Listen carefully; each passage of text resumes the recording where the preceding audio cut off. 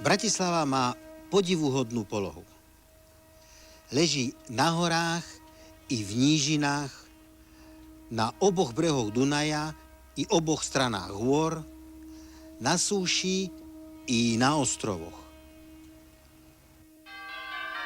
A všetky rozličnosti, zlomy a bariéry Bratislava pospájala a pozošívala a rozložila sa ako neuveriteľný prepletenec na malom, bezpečnom, suchom kuse zeme. Stala sa miestom mnohých hraníc a najvyšším zmyslom jej jestvovania bolo tieto hranice spájať a strážiť. Ale kedy sa to stalo? Kedy sa na pôde Bratislavy poprvý raz usadili ľudia schopní plniť toto poslanie? Kto postavil prvé mesto? To je otázka. Osobitne dôležitý bol Dunaj. Aj on spájal i delil, lebo prejsť cez mohutný tok sa dalo len na málo miestach. Cez Dunaj sa najprv chodilo cez Brod, ktorý v stredoveku strážila vodná väža, ako dokladá jej názov i samotná zrúcanina. Cesty boli čoraz frekventovanejšie. Nadišla chvíľa, keď Bratislava začala zavádzať doprave a doprava mestu. A vtedy postavili moderný železný most mimo mesta, presnejšie povedané na jeho vtedajšom okraji. Konštrukcia už je nová, ale piliere sú pôvodné. Presne určujú, kde stával. Most a naň nadväzujúce ulice vytvorili novú, modernú dopravnú os. Obchádzala staré mesto cez dnešné námestie Slovenského národného povstania. Priestor pod už dávno zbúranými hradbami poskytol miesto na široký bulvár a nové domy. V roku 1923 začali stavať Tatrabanku, reprezentačnú budovu s podzemným kinom. A tam, celkom na dne výkopu, sa našiel poklad. Popol, črepy, kosti, polámané bronzové predmety. A medzi tým stovky malých, očernetých strieborných mincí a niekoľko desiatok takýchto veľkých, krásnych, takisto zo striebra. A to bol iba začiatok. O 14 rokov sa našiel ďalší poklad na námestí Slobody a o 5 rokov ešte jeden a neďaleko neho zvyšky starých, dávno zrúcaných keľtských domov. Všetky tie mince sú totiž keľtské. A to je významné konštatovanie, lebo cez Keľtov vošlo Slovensko a iste, že aj Bratislava do dejín.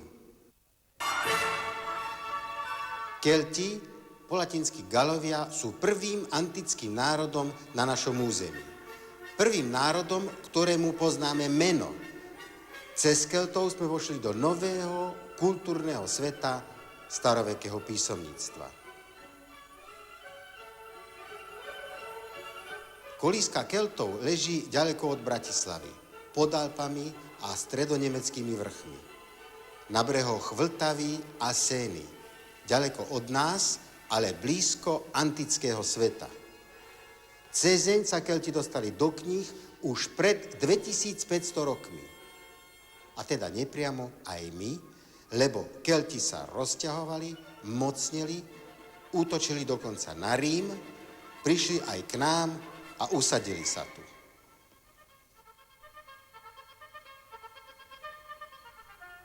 Tak dlho je teda Bratislava súčasťou antického sveta, aj keď celkom na okraji. Keľti sa postupne dostali pod rímsku nadvládu a keď sa spod nej chceli vymaniť, vošli aj do literatúry, lebo proti nim vyťahol Gaius Julius Cezar a to bol nielen vojvodca, ale aj spisovateľ Takže jeho zápisky o vojne galskej sa potom po stáročiach stali povinným čítaním gymnazistov. A pre nás aj zdroj poznania, lebo v tejto knihe je o Keltoch prakticky všetko. Pravda nie o bratislavských Keltoch. Cezar rozdelil Galiu na trojo. Štvrtú, necezarovskú Galiu, objavili archeológovia o 2000 rokov neskôr aj v Bratislave. Ale nejdelno dejepis a zemepis Kelti k nám priniesli vrcholnú kultúru. Písmo, hrnčiarsky kruh, kováčstvo, ktoré neprekonali ešte ani stredovekí remeselníci.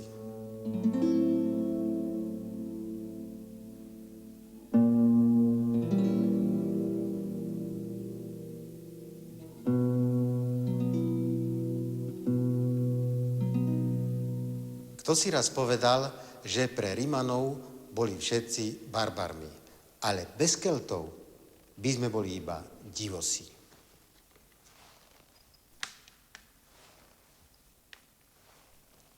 A divosí mince robiť nevedia. Prvý hromadný objav keľtských mincí v Bratislave zaznamenali roku 1776. Koľko ich predtým nezaznamenali, nevedno, ale iste nemálo. Ani všetky mladšie nepoznáme a tak možno povedať len toľko, že za 2 storočia sa v Bratislave našlo prinajmenšom 0,5 tucta pokladov. A v takmer všetkých mince, ktoré numizmatici nazývajú bratislavský typ. Roku 1958 evidovali vyše 1500 takých mincí. Dnes už ich je iste oveľa viac a na každej nápis. A to je významná chvíľa, lebo na Slovensku sa poprvý raz píše Nonos, Devil, Busu, Kobrovomárus, Koisa, Janorix, Makcius, Biatek a Sonon, čo je však asi len omyl minciara, ktorý nevedel čítať, lebo Sonon je zrkadlový obraz od Nonos. Je to úžasné. Slovensko sa zaradilo medzi kultúrne krajiny. Navyše nezačalo hieroglyfmi alebo runami, ale každému zrozumiteľnou, dodnes platnou latinkou. Lenže, čo je nám to platné, keď napísané slova nepoznáme? Nie je to nič po keľtsky, ani po latinsky.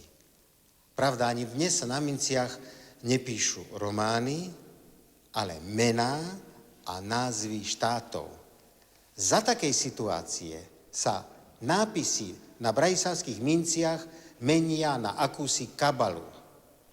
Na kľúč k záhade, o ktorej síce ešte nič nevieme, možno však k záhade, ktorou sme začali toto rozprávanie. Kto prvý?